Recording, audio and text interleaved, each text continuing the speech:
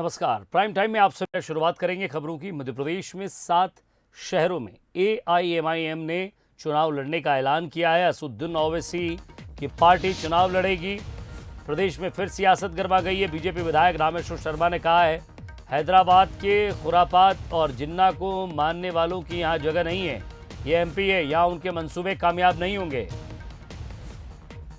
मध्य प्रदेश के नगरीय निकाय चुनाव में अब असदुद्दीन ओवैसी की पार्टी भी चुनाव लड़ने की फिराक में है और वो 7 शहरों में चुनाव लड़ेगी।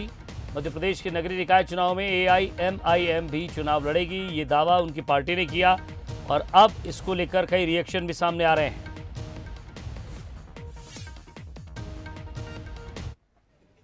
देखिए, हैदराबाद के तमाशीबीन और जिन्ना की उसको लेकर चलने वाला मध्य प्रदेश में धर्म के आधार पर विभाजन की पॉलिटिक्स के लिए वो जिस मकसद से आना चाह रहे हैं वो मकसद कामयाब नहीं हो पाएगा।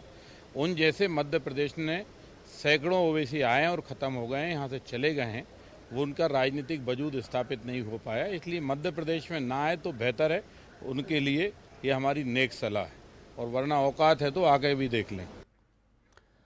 और बीजेपी में भोपाल से महापौर प्रत्याशी पर मंथन तेज चल रहा है। भोपाल के अलग अलग नेताओं के साथ चर्चा हो रही है। विधायक कृष्णा गौर, पार्षद मालती राय, राजू मालवी के नाम पर चर्चा हुई। 2 बार पार्षद का चुनाव हार चुकी है मालती राय, इसलिए एक राय फिलहाल नहीं बन पा रही है। तो भोपाल का महापौर का उम्मीदवार बीजेपी की तरफ से कौन होगा, इसको लेकर लगातार पार्टी बैठक कर रही है, मंथन कर रही है और इसके बाद कोई एक नाम निकल कर सामने आए, कौन सा नाम फाइनल करना है, इसको लेकर लगातार बैठक चल रही है। प्रदेश अध्यक्ष, सांसद, विधायक, यहाँ तक कि संगठन महामंत्री भी वहां मौजूद है।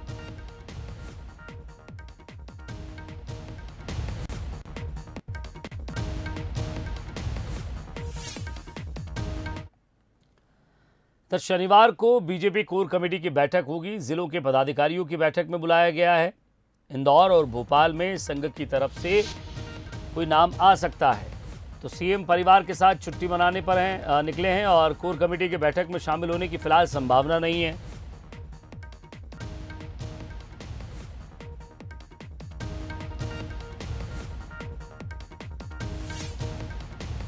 तो इंदौर और भोपाल में संघ की तरफ से कोई नाम फाइनल हो सकता है।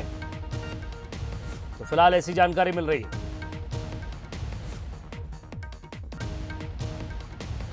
और ज्यादा बातचीत के लिए हमारे एग्जीक्यूटिव एडिटर मनोज सैनी सीधे हमारे साथ जुड़ रहे हैं। मनोज, इंदौर और भोपाल में संघ की तरफ से क्या कोई नाम आ सकता है, संगठन की तरफ से, या कोई नाम सुझाया जा सकता है, क्योंकि एक राय फिलहाल इन दोनों शहरों को लेकर नहीं बन रही है।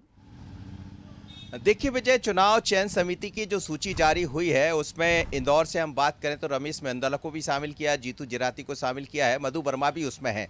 तो जाहिर सी बात है इन तीनों के नाम वहां से चल रहे थे, तो अब बहुत कम उम्मीदें हैं। तो गौरव रणदीवी का नाम अब सबसे ऊपर है, लेकिन बड़ी बात यह है कि संभावना ये भी जताई जा रही है कि संघ की तरफ से भी कोई नाम सामने आ सकता है भोपाल और इंदौर को लेकर, क्योंकि भोपाल की स्थिति भी यही बनी हुई है। यहाँ से कृष्णा गौर या राजू मालवी या हम बात करें मालती राय, तीनों के नामों की चर्चा थी, लेकिन बीजेपी लगभग ये साफ कर चुकी है किसी विधायक को टिकट नहीं देगी, तो कृष्णा गौर का नाम उससे दूर हो जाता है। राजू मालवी पहले भी विभा पटेल से चुनाव हारी है, तो उम्मीदें बहुत कम है। और तीसरा नाम जिस मालती राय का बहुत तेजी से चल रहा था भोपाल में, वो खुद 2 बार पार्षद का चुनाव हारने के कारण उनकी उम्मीदें भी बहुत कम हो गई है। तो अब किसी नए नाम की तलाश से संभावना है किसी प्रोफेसर लेक्चरर का नाम सामने आ सकता है जो भोपाल से महापौर की प्रत्याशी हो सकती है, लेकिन संघ की तरफ से भी कुछ नाम सुझाए जा सकते हैं, जैसी संभावना बहुत ज़्यादा बन रही। कल कोर कमेटी की बड़ी महत्वपूर्ण बैठक होना है। हालांकि मुख्यमंत्री शिवराज सिंह चौहान इसमें शामिल नहीं रहेंगे क्योंकि वो छुट्टी पर चले गए परिवार के साथ। तो फिर यही है कि आखिर कोर कमेटी में होगा क्या। कोर कमेटी के जो मेंबर है वो यहाँ पहुँचेंगे, लेकिन 2 तरह की बैठकें कल देखने को मिलने वाली भारतीय जनता पार्टी के दफ्तर में। एक तो जिलों के जो पदाधिकारी हैं, संगठन के जो प्रभारी है वो पहुँचेंगे, जिलों के जो अध्यक्ष हैं वो भी यहाँ पहुँचेंगे, तो उनके साथ भी प्रदेश अध्यक्ष और हितानंद जी या पार्टी के अन्य पदाधिकारी बात करेंगे, क्योंकि जिलों से भी स्थितियाँ यही है कि ऐसे कुछ नामों पर चर्चा चल रही है जो चौंकाने वाले नाम हो। और ये मानकर चलिएगा कि जो 16 महापौर के नाम सामने आएंगे वो लगभग चौंकाने वाले ही होंगे, खासकर इंदौर और भोपाल से। तो इसीलिए कोर कमेटी की कल बैठक होगी, उसमें शायद बात कुछ बने, लेकिन संभावना बहुत कम है और 13 तारीख के आसपास महापौर के नामों की सूची भारतीय जनता पार्टी जारी कर सकती है। जैसे ही मुख्यमंत्री यहाँ लौटेंगे तो कल कोर कमेटी की बैठक ज़रूर होगी, लेकिन बहुत ज़्यादा संभावना उसमें व्यक्त नहीं की जा सकती। हाँ, चर्चा होगी, इन नामों को लेकर चर्चा होगी, जिलों को लेकर, और उसके बाद ये कमेटी की बैठक खत्म हो जाएगी। फिर कुछ नामों को जब मुख्यमंत्री यहाँ आ जाएंगे तो उनके सामने रखा जाएगा। पर बहुत संभावना इस बात को लेकर अब कही जा रही, खासकर इंदौर भोपाल में पैच फंसा हुआ है कि आखिर कौन सा ऐसा नाम होगा, क्योंकि कांग्रेस इसमें बढ़त लेती दिखाई दे रही। जिस तरह से उन्होंने अपने नामों की सूची जारी कर दी है तो नज़र इस पर रहेगी। पर इतना ज़रूर है कि कल की बैठक महत्वपूर्ण होने के साथ कुछ ज़रूर इशारा कर देगी कि आखिर भारतीय जनता पार्टी किस लाइन पर आगे बढ़ने जा रही है। शुक्रिया मनोज इस तमाम बातचीत के लिए।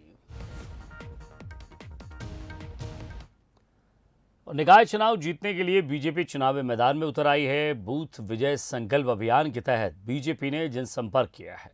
प्रत्याशी चयन से पहले बीजेपी जनता को साथ देने में जुट गई है। इधर कांग्रेस की बात करें तो मेयर के टिकट फाइनल होने के बाद अब जल्द ही कांग्रेस पार्षदों के टिकट भी फाइनल करने जा रही है। प्रचार प्रसार का आगाज, किसे मिलेगा शहर सरकार का ताज? बीजेपी को जनता पर भरोसा, कांग्रेस को प्रत्याशियों से उम्मीद। निकाय चुनाव को लेकर प्रचार प्रसार का आगाज हो गया है। बीजेपी ने बूथ विजय संकल्प अभियान की शुरुआत के साथ ही जनसंपर्क का श्री गणेश किया।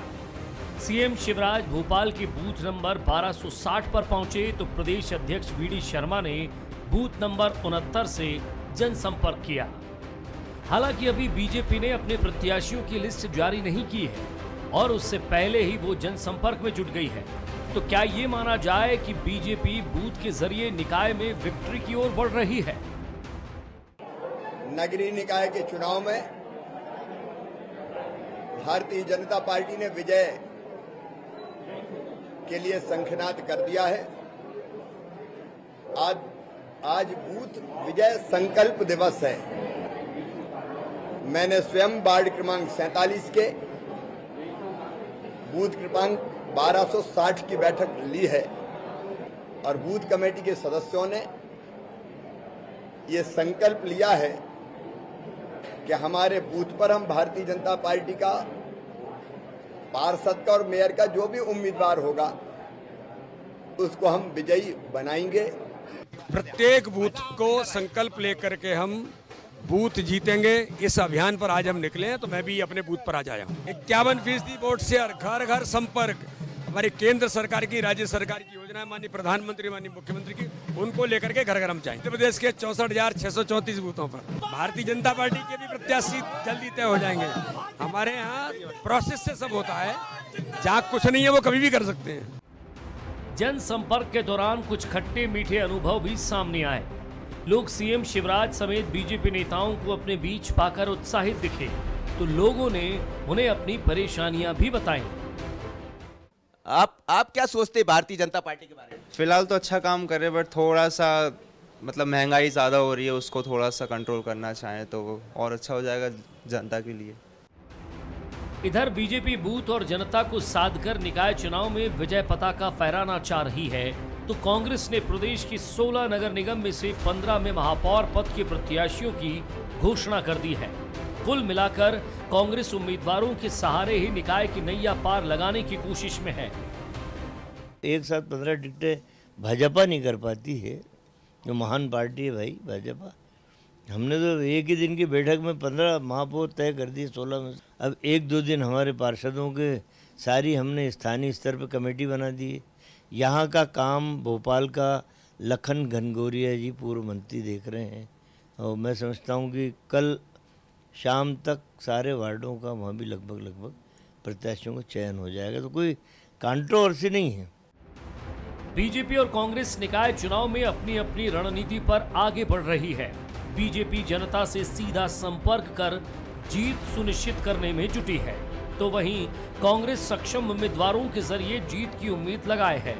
जाहिर है कि दोनों ही पार्टी का फोकस शहर सरकार बनाने पर ही है।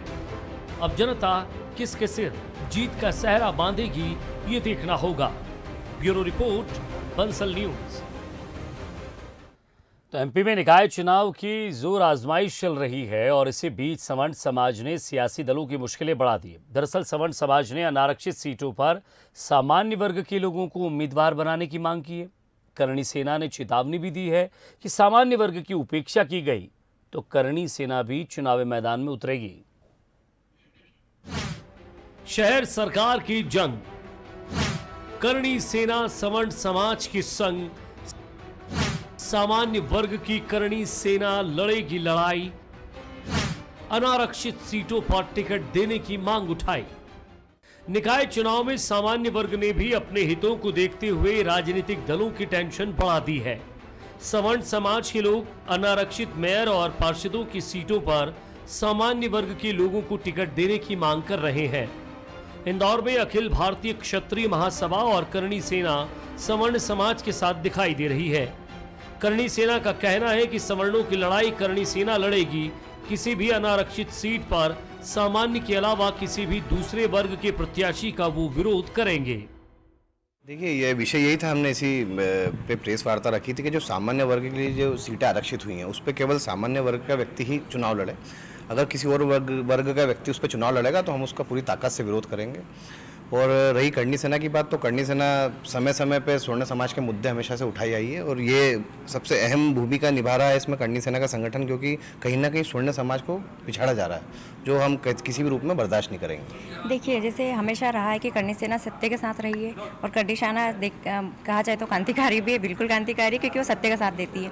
और हमेशा से करणी सेना ने विरोध किया तो गलत चीज़ों का विरोध किया, और जब भी विरोध किया इतिहास रचा है। और इस बार भी हम जो विरोध कर रहे हैं वो इस चीज़ का कर रहे हैं कि जो सामान्य सीट पे जो अन्य वर्ग के मतलब टिकट दिए जा रहे हैं पार्टियों के थ्रू, तो उन पार्टियों से और प्रशासन से हमारी एक निवेदन नहीं बोलूँगी मैं इस बार, क्योंकि निवेदन कर चुके हैं हम, तो चेतावनी बोलूँगी कि इस बार सिर्फ सामान्य को ही टिकट दें। सवर्ण समाज की मांग ने राजनीतिक दलों का ध्यान अपनी ओर खींचा है।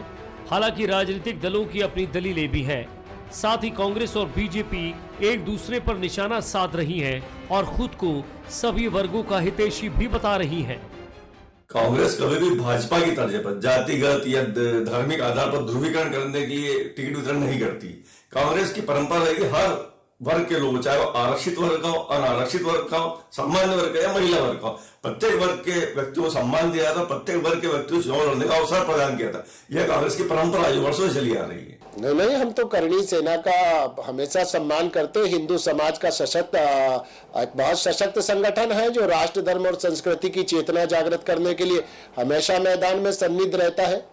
अगर उनको किसी जगह कोई असहमति है और उन्होंने उसका समाधान भी ढूंढ रखा है कि अपने प्रत्याशी खड़े करेंगे, तो मुझे लगता है कि उसमें किसी को कोई आपत्ति नहीं है। जाति की राजनीति में अक्सर देखने में आया है कि अनारक्षित सीटों पर आरक्षित वर्ग को टिकट दे दिया जाता है।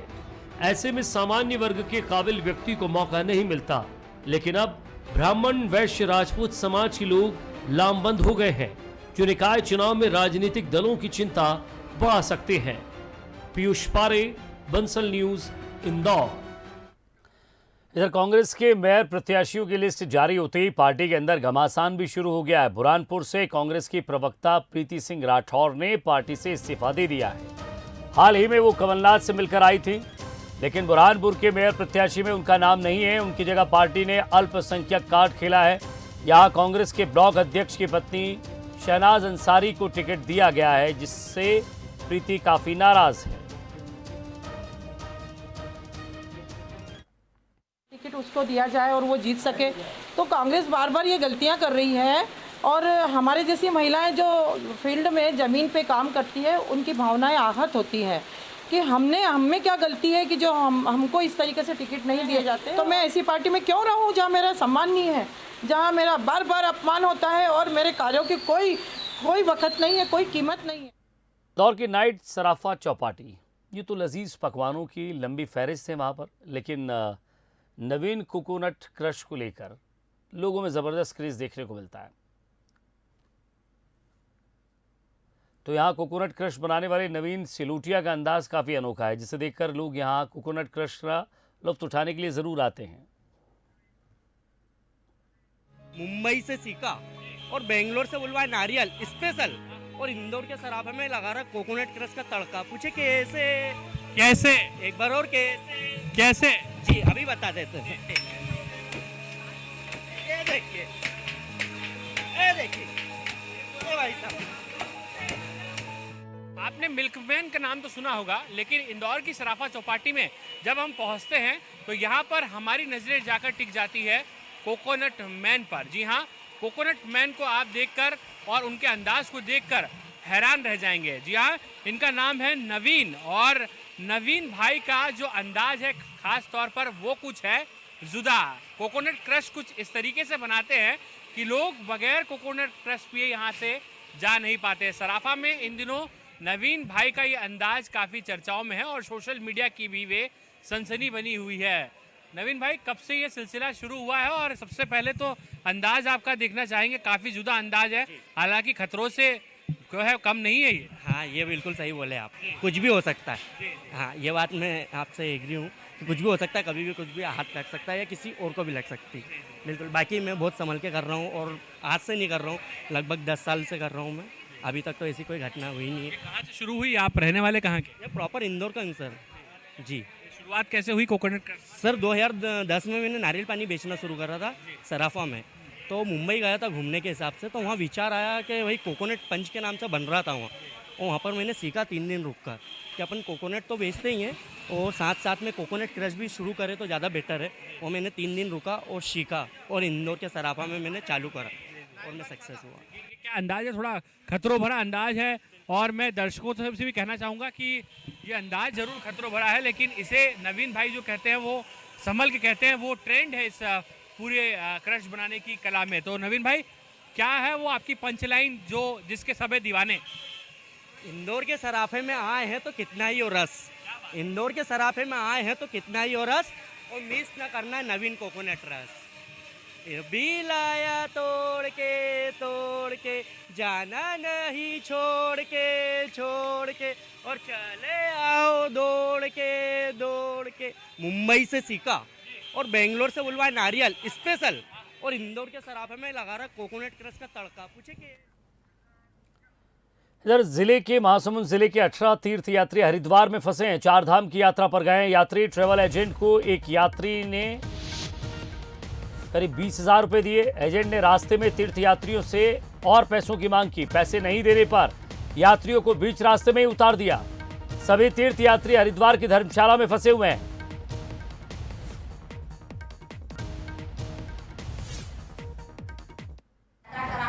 लाए हैं और केदारनाथ की यात्रा का रजिस्ट्रेशन हो गया है ऐसे करके हम बोला है, लेकिन अभी तक हमारे मोबाइल में उसका मैसेज भी नहीं आया है। और ठाकुर कहाँ है? और ठाकुर हम लोग को आधा रास्ता में छोड़ के कहाँ भाग गए हैं उसको पता नहीं है अभी तक। पूरा पैसा वहाँ तक से यहाँ तक आके मांगते ही से तो हम लोग वहाँ देंगे इलाहाबाद में पैसा सबके सामने में करके वहाँ दिए और उसको वीडियो भी बनाए हैं, पैसा दिए हैं उसका। और कल तो हमारे साथ इतना गंदा व्यवहार किया है कि पूछो मत। वहाँ के रोड के लोग भी देख के उसके लिए बहुत नीच बर्ताव करने लगा और अपना एंड बन बोल के पूरा हमारा बस से मतलब उतार दी। तो ये देखिए आप, तीर्थ यात्री हरिद्वार में फंसे हुए हैं। ट्रैवल एजेंट को एक यात्री ने करीब 20,000 रुपए दिए। उसके बाद फिर मांग की उसने। उन्होंने कहा कि जहां से बात हुई है वहीं चल कर देंगे, लेकिन अब बीच रास्ते में ही छोड़कर भाग गए।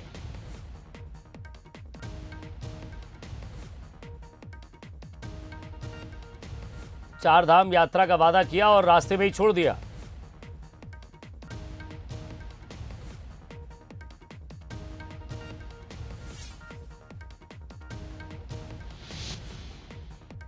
तो एजेंट ने रास्ते में तीर्थयात्रियों को छोड़ दिया है। जिले के 18 तीर्थयात्री हैं जो फिलहाल हरिद्वार में फंसे हुए हैं। अपने परिवार वालों से बात कर रहे हैं। हालांकि उनकी इच्छा है कि उनसे जो पैसे लिए गए हैं वो वापस हों और उन्हें जल्द से जल्द आगे यात्रा पर भेजा जाए।